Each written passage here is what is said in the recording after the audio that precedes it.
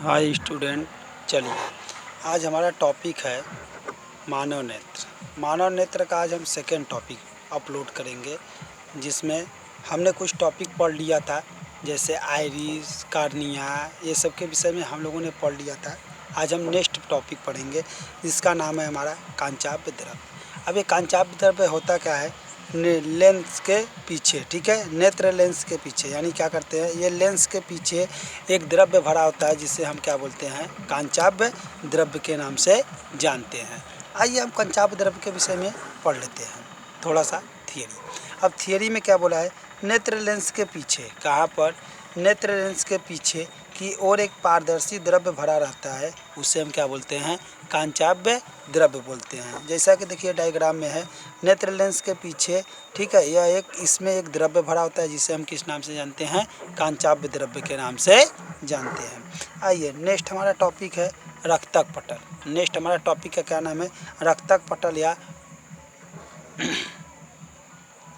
Choroid, ठीक है, रक्तक पटल या कोरोइड। अब ये रक्तक पटल क्या होता है, दृढ़ पटल के नीचे के, ठीक है, नीचे दृढ़ पटल के नीचे एक काले रंग की झिल्ली होती है, जिसे हम क्या बोलते हैं, जिसे हम बोलते हैं रक्तक पटल, ठीक है, जिसे हम क्या बोलते हैं, रक्तक पटल के नाम से जानते हैं।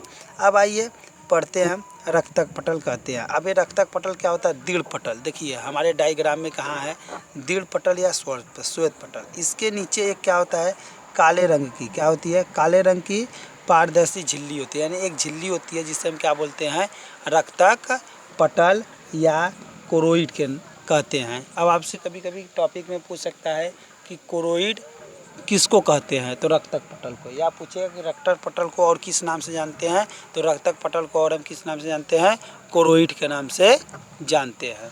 आइए आगे देखते हैं। आगे हमारा टॉपिक का नाम है रेटिना। जो नेक्स्ट टॉपिक हमारी है उसका नाम है रेटिना। अब रेटिना कहते किसे हैं, रक्तक पटल के नीचे आँख के सबसे अंदर की ओर एक पारदर्शी झिल्ली का पर्दा होता है, जिसे हम क्या कहते हैं, रेटिना कहते हैं, ठीक है।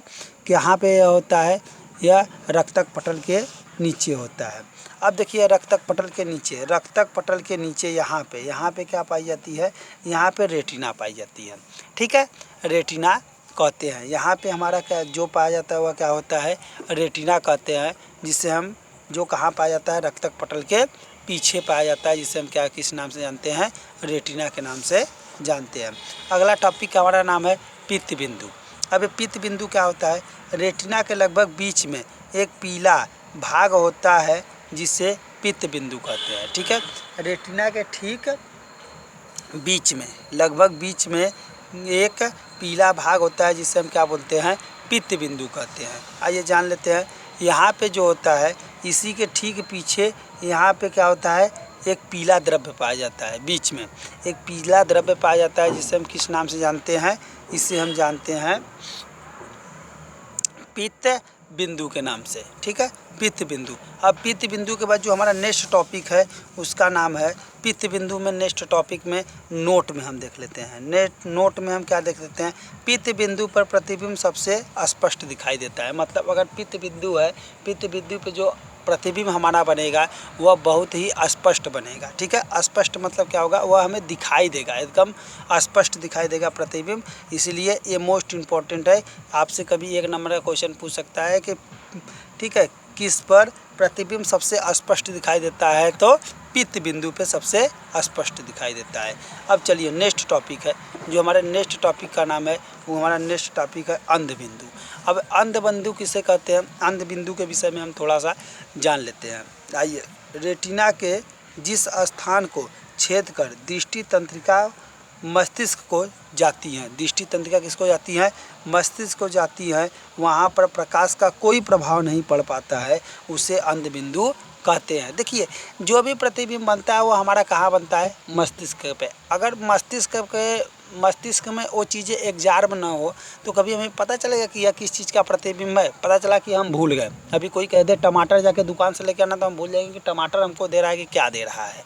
तो उसके हम जानने की कोशिश करते तो ये हमारे कहाँ एग्जार्ब होता है, यह हमारे मस्तिष्क में जाता है। तो मस्तिष्क हमें संदेश देता है कि देखिए भैया ये चीज़ ये है, ठीक है, यह चीज़ ये है जिसके विषय में हम क्या कर लेते हैं, जान जाते हैं कि हाँ नहीं ये वही चीज़ है।